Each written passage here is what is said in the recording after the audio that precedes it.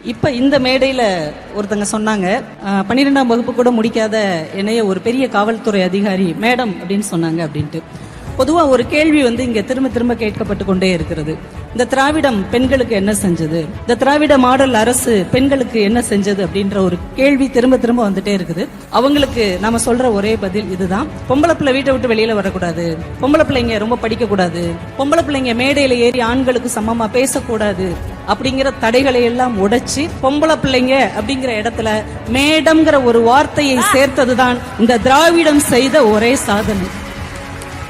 இன்னைக்கு இந்த மேடையிலே நிறைய பெண்கள் விடியல் பஸ் பயணமா இருக்கட்டும், படிக்கிற பிள்ளைகளுக்கு 1000 ரூபாய் உதவித்தொகையாக இருக்கட்டும், இல்லத்தரசிகளுக்கு 1000 ரூபாய் உரிமை தொகையாக இருக்கலாம், அது வெளியில இருந்து பாக்குறவங்களுக்கு ஒரு சிறிய தொகையா இருக்கலாம்.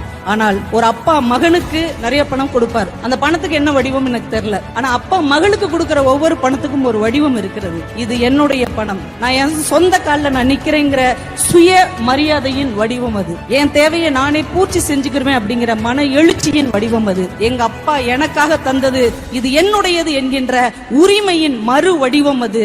இங்கே ஒரு தகப்பன் ஸ்தானத்தில் இருந்து தன்னுடைய தமிழ் பெண்களுக்கு மாதா மாதம் அப்பா இருக்கிறேன் என்கின்ற மன தைரியத்தை, மன எழுச்சியை, மன துணிச்சலை தந்து கொண்டிருக்கிற நம்முடைய மாண்புமிகு முதல்வர் அவர்களுக்கும் மாண்புமிகு துணை முதல்வர் அவர்களுக்கும் ஒட்டுமொத்த தமிழ்நாட்டு பெண்களின் சார்பாகவும் நன்றிகளையும் வணக்கங்களையும் தெரிவித்துக் கொள்கிறேன். நன்றி.